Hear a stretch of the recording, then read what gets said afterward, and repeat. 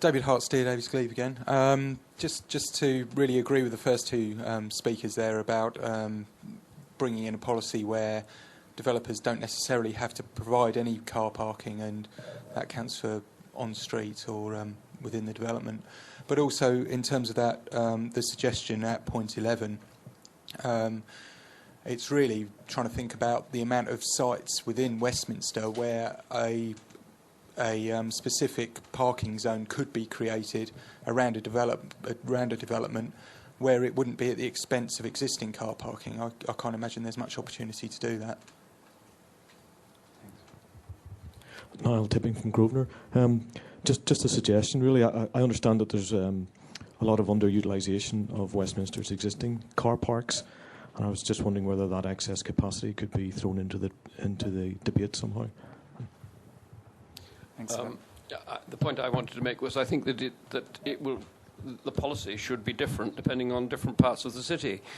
In Soho, which is the area that I'm involved in, and probably Covent Garden and Fitzrovia, I think car-free developments should almost be the norm, because how can we ever make an environmental change if in an area which has car club spaces, taxis, buses, very intense tube network, if people still wish to cling to having their own personalised or their own car and the right to be able to park as close to their property.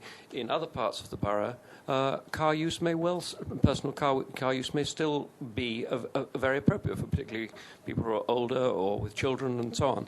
But I think there are many car-free developments that could be promoted in what I would call more of the sort of central activities zone part of the borough.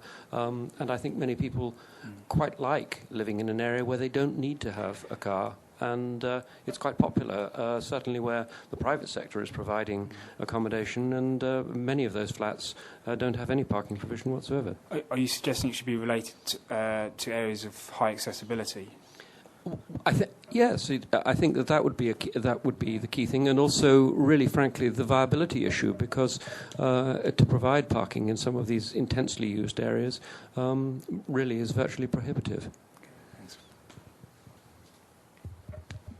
Simon Bainham, Westminster Property Association. On the Res Park issue, I think it's really dangerous trying to create a two-tier system where some people are more equal than others, and I just don't think that's right from a personal point of view. In terms of dealing with the problem, I work in Marylebone, and I notice that actually during the day, a lot of the residential spaces are busier than in the evening. And what's happening is that the zones are too big, as people have mentioned before. People who live in the area or live in the zone drive to work, park up legally, and then drive back home again. And so you find that actually there's more pressure on the residence spaces in our area during the day, which is actually quite bizarre. Okay. Is that something else that other people have noted? All right. Are there any other observations on this point? Because as Pascal indicated, it's something that the council have wrestled with for a long time, and so therefore I'm very keen that as many people register their views on this item as possible. Yeah, I mean, all I would just add is, it can't be hard to do a survey. Sorry. It can't be hard to do a survey just to establish the absolute facts. Here there's a small section of people, but actually, do the analysis. That's what I would say. Do it bottom up. Yeah. So. Okay. And I would encourage discussion with the other London boroughs. As far as I'm aware, I can't think of another London borough that has the same approach as Westminster. Camden, Southwark, Lambeth, all of these boroughs have this as a matter of course, and they seem to operate in very, very well. So I think it would be useful to discuss this issue with other London boroughs. Parking, it's obviously a very emotive issue. But I was just I know it. Well, I understand that Westminster has a stated objective or desire to provide an additional 1,000 car parking spaces across the borough, across the city. I was just wondering whether you think that's actually consistent with sustainable development objectives in the plan, and also with the objectives stated here for pedestrian priority. That's certainly a valid point. I'm not sure if anyone wants to come back on that. I mean, obviously, we're here to hear your views rather than to question the council, but I don't know if any of the officers want to come back on that or not, or they want to discuss it with you afterwards. No, sorry, we'll come back to you on that one. On that question of the 1,000 target, how many have you found so far? 300. You got till when? March? We'll get there, don't worry. Are there any other points in relation to question 11?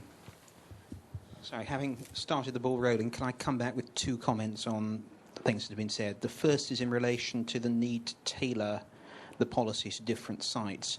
I'd suggest that the sites are going to be virtually self-selecting in this context, because the ones that are in the Soho type category of being close to very good public transport links and in a part of the townscape where you can't fit in extra car spaces are going to be the ones where you can't fit in extra car spaces. And the ones that are in the St John's Wood type category are going to be the ones where there isn't a big problem fitting in the car space in the first place. The other observation I'd make is I take on board the view that some speakers have expressed of creating a two-class society. I would suggest this can be perhaps allowed to assume too great a proportion. Whenever you have property ownership or occupancy, be it a flat or a house or any sort, you have features that are perceived as advantages or shortcomings of that particular flat.